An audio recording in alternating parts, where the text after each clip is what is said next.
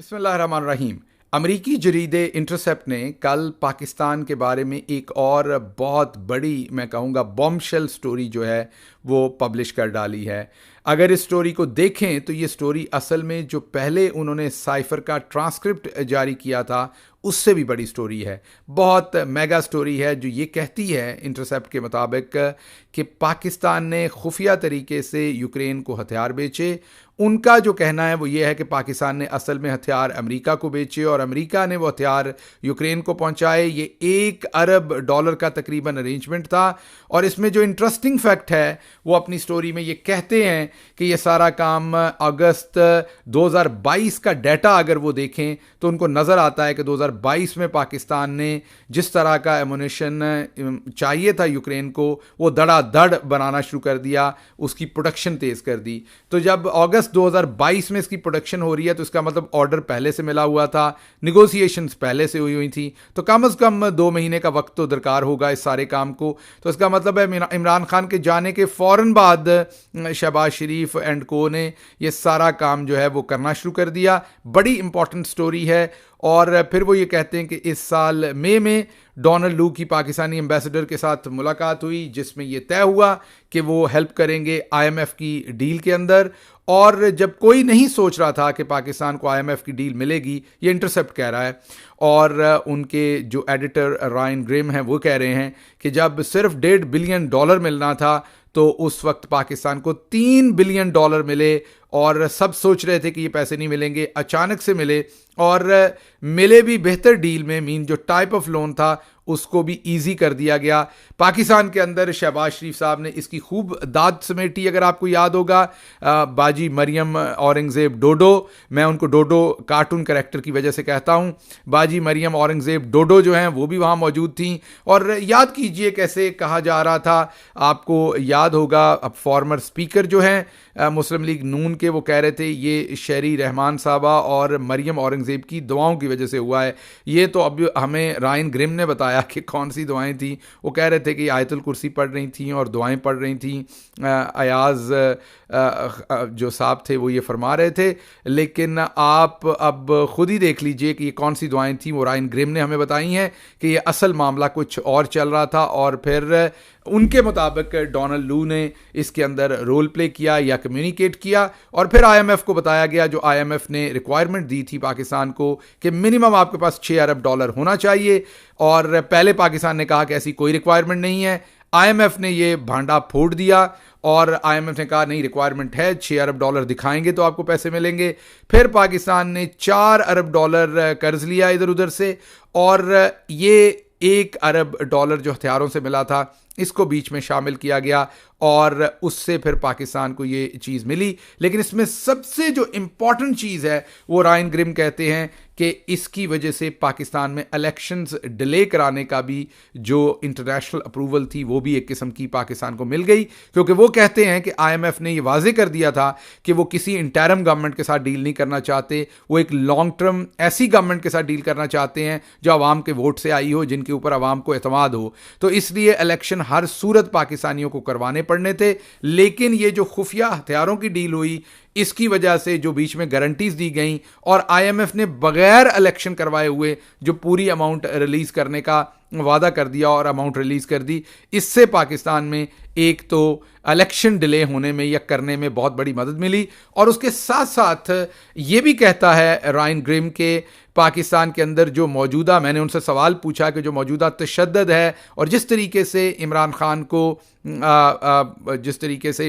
کو جیل میں ڈالا ہوا ہے، جس طریقے سے پاکستان تحریک انصاف کے ورکرز کے اوپر ظلم و ستم ہو رہا ہے، اور پوری دنیا میں سے کوئی نہیں بول رہا یہ ہیومن رائٹس کی جو وائلیشنز ہو رہی ہیں پاکستان کے اندر، جو فری ٹرائل نہیں دیا جا رہا، جو عدالتیں ضمانت دیتی ہیں پولیس دوبارہ پکڑ لیتی ہے، عورتوں کو جیلوں میں رکھا ہوا ہے، بدترین ہیومن رائٹس وائلیشنز ہوئی ہیں۔ تو میں نے ان سے یہ سوال پوچھا کہ کیا یہ بھی کسی ڈیل کا ہی پھر ارینجمنٹ ہے کہ دنیا میں کوئی اس کے بارے میں نہیں بول رہا، جس کے اوپر رائن گریم نے کہا کہ بالکل ان کو لگتا ہے کہ یہ ڈیل کا نتیجہ ہے، اور انہوں نے اس کو بڑا واضح ایکسپلین کیا کہ بالکل جب یہ ہتھیاروں کی ڈیل ہوئی اور اس کے بعد اس کے بینیفٹ میں پاکستانی رجیم کو ایک تو پیسہ ملا، لون آسان ملا. جو پہلے مشکل تھا, IMF جو اڑا ہوا تھا وہ ان کا اڑا ہونا نکل گیا, اور اس کے ساتھ ساتھ الیکشن ڈیلے کرانے کا بھی ان کو ایک قسم کی اپروول مل گئی, اور اس کے ساتھ ساتھ یہ جو ہیومن رائٹس وائلیشنز ہیں ان کے اوپر بھی انہیں نوڈ مل گئی, یا انہیں کائنڈ آف انڈائریکٹ اپروول ہی آپ کہہ لیں مل گئی کہ کوئی ان سے نہیں پوچھے گا, اور پھر اس کے بعد انہوں نے جو کچھ کیا وہ آپ کے سامنے ہے. اس سٹوری کا ایک اور بہت ہی امپورٹنٹ پہلو یہ ہے کہ IMF نے لون دینے سے پہلے اس سٹوری کے مطابق 2 شرطیں رکھیں. ایک تو آپ انرجی پرائسز جو ہیں وہ بڑھائیں گے, وہ ڈبل کریں گے آپ انرجی پرائسز, اور دوسرا آپ ڈالر کو فری فلوٹ میں چھوڑیں گے اور اس کے ریٹ کو کنٹرول نہیں کریں گے. آپ نے دونوں چیزیں پھر ہوتی ہوئی دیکھ لیں. آپ نے دیکھ لیا کہ انرجی پرائس پورے ملک کی باں نکل گئی ہے, جس طریقے کے بجلی کے بلز آئے ہیں, غریب مارا گیا ہے بالکل, اور دوسری طرف ڈالر بھی کدھر پہنچا ہے وہ بھی آپ نے دیکھ لیا ہے. تو اس سے تو یہ لگتا ہے کہ پاکستان کو خاصا کمزور کیا گیا ہے. پاکستان خاصا کمزور ہوا ہے اس ڈیل کے بعد. فائنینشلی بھی پاکستان کی اکانومی بھی شیمبلز میں چلی گئی ہے.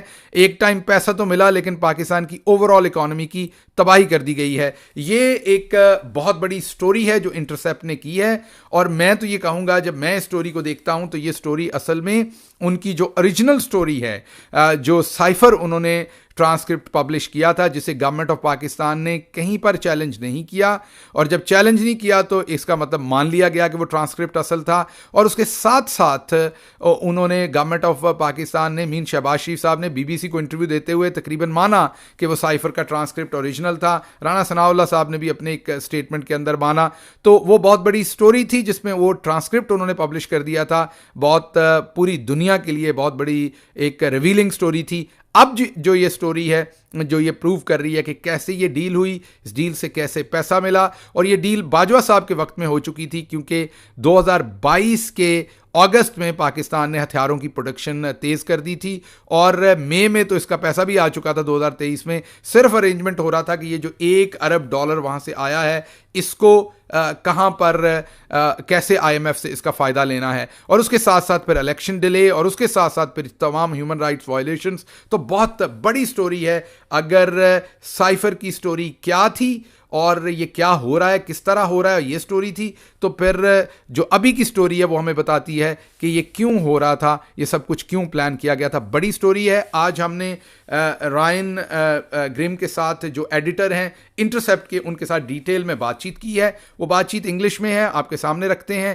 ابھی میرے اس تجزیے کے بعد وہ انٹرویو آپ ملاحظہ کریں گے, اور آپ اس سے خود ہی پھر انڈرسٹینڈنگ اپنی مرتب کیجئے. میں نے اس میں ان کے سورس کے بارے میں بھی سوالات پوچھے. انہوں نے کہا تھا کہ وہ ملٹری سرکل سے ان کا سورس ہے, تو پوری کوشش کی میں نے پوچھنے کی کہ وہ ان کا کون سورس ہے, کس لیول سے ہے, وہ ریٹائرڈ ملٹری پرسن ہے یا وہ سرونگ ملٹری پرسن ہے. تمام سوالات ان سے بے لاگ پوچھے گئے ہیں, ان کے انہوں نے بے لاگ جوابات دیے ہیں. آپ کی خدمت میں حاضر ہیں. Thank you, and I welcome you, Mr. Ryan, with us today. And for the audience, I just want to say, Mr. Ryan from Intercept, he's editor in Intercept, and he brought in another bombshell story for Pakistanis and rest of the world. His first story was all about Cypher, and he brought in his, he actually published, the Intercept published the Cypher, I would say, transcript. And later on, Shahbaz Sharif and other people actually admitted that that was the real copy of the cipher. That was a bombshell story for whole world, that how regime change operation actually worked in Pakistan. But everybody was thinking, what is this cipher story and why? And we didn't have any answer for why. But that answer was solved again by Intercept and Intercept's team. So we want to talk to Ryan today to understand this why thing which they brought in and made us understand actually their newer story, which is about secret arms deal where Pakistan sold some arms to United States of America, and they shipped them, or they handed that over to Ukraine. But it was a very clear understanding between Pakistan and US that these weapons are these arms are actually for Ukraine war. And Pakistan received 1 billion, close to 1 billion US dollars in return, and also a much softer deal from IMF. And also, Pakistan got another huge advantage, current Pakistani regime, of course, not Pakistani people or Pakistan as a country. And we'll discuss that in the later part of this interview. So, Ryan, first of all, I welcome you in this YouTube session with me. And I want you to explain to us in a summarized form what this story is all about, which you brought in, and why this is more important than your original story, which was Cypher. Right. If the original story of the Cypher was the what, this story I think you could call the why. And so briefly, it lays out the timeline of events that fell into place or were pushed into place after that no confidence vote. So very briefly, what we uncovered is that by the end of the summer of 2022, Pakistan had its operations ramped up and was making significant amounts of artillery shells, munitions, other ammo for the war in Ukraine.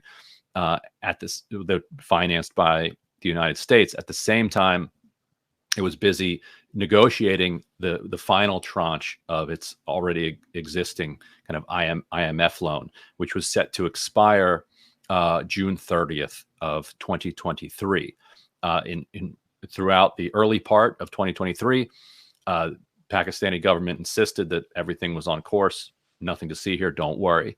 By March, the IMF said publicly, no, in fact, Pakistan has to come up with $6 billion in capital commitments in order for this final tranche to come through. They were able to cobble together $4 billion, mostly from Gulf countries, but markets were very clear that it looked like they were going to default, that they were not going to reach the requirements needed, and that by June 30th, the loan would not come through. Instead, there was a surprise announcement made June 29th, 2023, that the IMF would be giving Pakistan $3 billion rather than the $1.1 billion that was expected. What we now know is that in May, the Pakistani ambassador to the United States met with Donald Lu to confirm an agreement that the United States would allow the money that was being spent by the U.S. on weapons from Pakistan for Ukraine to count as this capital commitment, and would secretly convey that information to the IMF. We know that several days after that meeting, the Washington ambassador to Pakistan met with the finance minister, discussed this again, and we know that then just weeks later, the IMF loan came through, which then staved off an economic crisis and also allowed the government then to postpone elections and deepen its crackdown. Very interesting. Very interesting. And how would you say that this helped them delay the election? How would you explain that? I understand the IMF deal because they have given them a surety about $1 billion, but how will it help about delaying the election? Because the IMF insists on structural reforms that and oftentimes are going to be painful for the everyday people of that country. The IMF only wants to deal with governments elected with a mandate. And so the IMF does not want to strike a major deal with a caretaker government.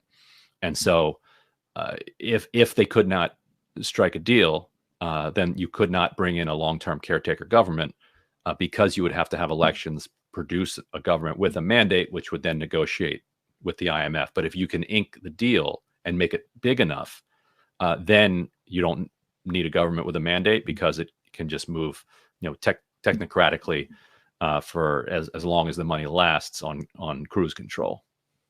Interesting. Ryan, you said in the month of May, there was a meeting between Donald Lu and Pakistani ambassador about IMF, and then later on it got mature at the end of June. I have a question. Then it means these arms were delivered much before the month of May. And then, of course, the initial talks about these weapons or arms were even much before that, because after that, the US provided a nod and provided the finances.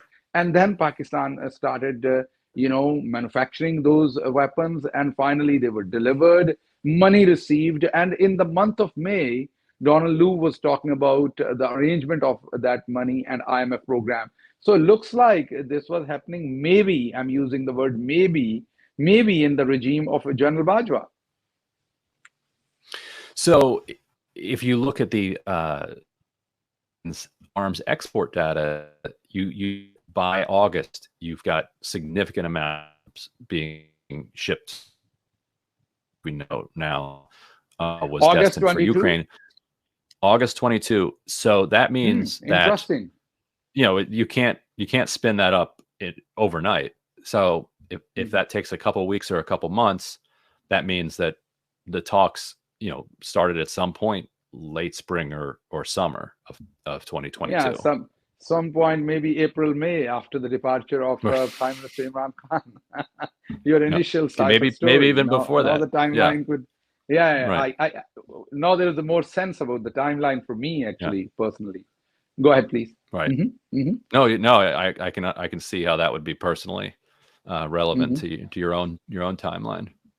Okay, Ryan. My next question is, of course, you have a credible source, and in your initial story, you are very confident about your source, and you are again very confident about this story. And this story is much more bigger in my point of view. And for Pakistani audience, we will definitely translate it in Urdu. Your interview with Urdu subtitles for sure, so that they understand how big this story is, which you brought in yesterday. But I have a question: how confident you are about your source, our documentation, or anything which is based off your cipher story and not this story? Right. Totally confident. Not only have Pakistani government officials, including Shehbaz Sharif, confirmed that the transcript, the substance of the original cipher that we obtained from the source is accurate, but we were able to cross-check the other documents that we got in a variety of ways. One being they're signed by an American brigadier general. We can find that brigadier general's signature on American mortgage documents and match it up and see that it's the same signature. It's just not plausible that could have been fabricated. And you can even match the contract numbers on the document, the Pakistani documents, with contract numbers available in a database through the Pentagon. You can match them with the arms export data from the State Bank of Pakistan. And so there's just zero question in our minds that this information is authentic and accurate. We're not going to publish images of the documents themselves because those documents often contain clues within them that would lead investigators, toward the source, and our job is to protect the source. Another question, Ryan, I have for you is, my very close friend, slain journalist Arshad Sharif, once told me that when somebody brings a story to us, any documentation, as a journalist, we are more cautious and careful if story comes to us instead of us going to a story. So definitely you are a very, very, I would say, experienced as well as well-trained journalist with a very reputable background. When this source of you brought in these documents to you is cipher or this story, did you really evaluated all its fact side and its truth side? Because that source could have their own intentions and benefits associated to these stories. So have you gone through that extra cautious measures? I'm sorry, I'm not doubting you, but I'm asking this question so that people who are watching, they need to know the quality of your source, our intention of your source. And of course, if the person is bringing truth, then no matter what that person's intention, if it is all truth, then it is your responsibility. Right. But have you gone through that? Arshad Sharif was a great journalist, and he knows what he's talking about there. You always, if someone is bringing something to you, you want to ask the question of why, who's benefiting, and what the motivation might be here. The additional thing that you have to worry about when you're reporting in the world of kind of foreign relations and intelligence services is the planting of misinformation or disinformation. And so you also have to be very careful that you're not, falling into some trap that that one intelligence service or another you might be trying to set, and you never know, which ones those might be. Might be the Russians, it might be the Ukrainians, might be the Pakistanis, might be the United States, might be you name it.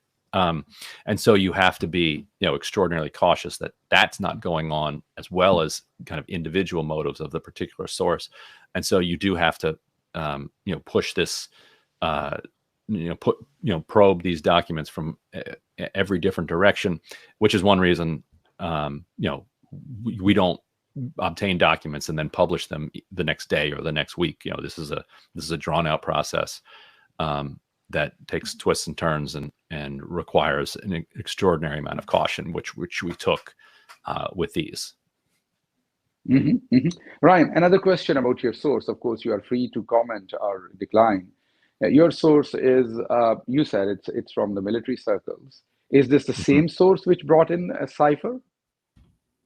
Yes, this is the same source, which helps us also then to be able to verify these other documents, because we know that that cipher was authentic as well. The source you think is currently serving in the military, or a retired one? On that, I will decline to comment, because I don't want to help investigators narrow a search down if they do decide to make a search, which I don't think they should do. I think that this is a source operating, for patriotic reasons. But it's not my decision to make. I would just encourage them not to go hunting. Mm-hmm, mm-hmm. Another question, and you feel free to decline if you want. The source is from a very senior position. When we say the military career, or the mid-level or a junior position? Again, I'm going to have to decline to answer that question for the same reason. Don't want to help them narrow it down. Okay. Ryan, I also read about your upcoming book, and I'm going to ask about it. But first, I would like to ask one or two more questions to just wrap up this story. First, Sure. You brought in this cipher story. And as I said, at that time, we didn't know why this whole thing will really have to be organized and arranged. But after cipher, and now when we see the timeline, I'm not saying that you are saying this, but what you told me, when I put up this timeline together, I see that from your story that in August 2022, Pakistan started producing more arms, or their data shows from your claim. And that means it started a few months earlier. So now the dots are connected pretty well, that why Imran Khan had to leave the office, so that then these all arrangements are being done. But end of the day, you claimed one thing, that Pakistani got delayed in election, which makes sense, because the way you explained the IMF's requirement was to deal with a more stable government, a long-term government, instead of interim government.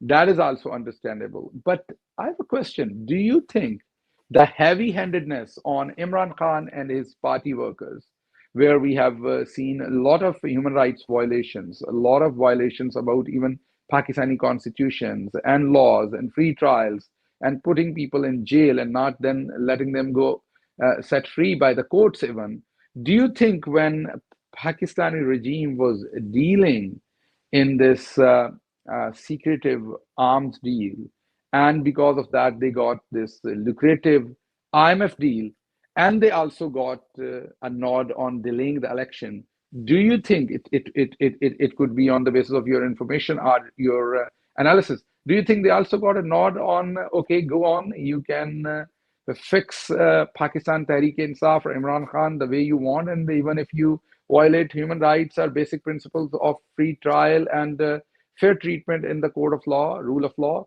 it's okay, we won't really ask you, there is no slap on the wrist? That does seem to be the signal that was sent. And if you noticed from the State Department podium, the State Department spokesperson, Matt Miller, when Imran Khan was charged and then convicted of that first in that first case that had to do with state gifts that were bought and sold, he said, we consider this to be an internal matter for Pakistan, which is which is the State Department's, not even that thinly veiled diplomatic way of saying, you have permission to go forward with this. He was even pressed by Matt Lee, the AP reporter, on why, say, the U.S. would raise an alarm about Alexei Navalny in Russia, but not Imran Khan here in Pakistan.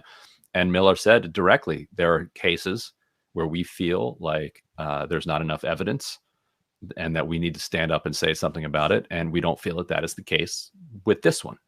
And so that's why we're saying it's an internal matter. So they were pretty explicit that there was a green light to go forward. Whether that changes and how that changes in the light of the reporting on the State Department's involvement here, remains to be seen. Yeah, and then both of your stories are telling that Mr. Donald Lu was part of both of your stories. He's an important character in both of your stories, in Cypher as well as this new arms deal, which you are telling. Last question, and then I'll go for your book-related questions, because I'm very interested and intrigued. Personally, believe that was a huge opportunity for American politics and world politics to understand Bernie Sanders' movement. So I'll go. But the last question about your story, would you like to tell me that what is your opinion if you summarize both of the stories, like Cypher and then this new arms deal? As a journalist, of course, I want your opinion.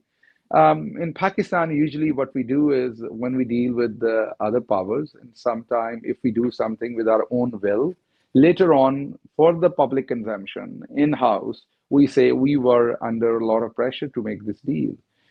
Former President Musharraf did the same.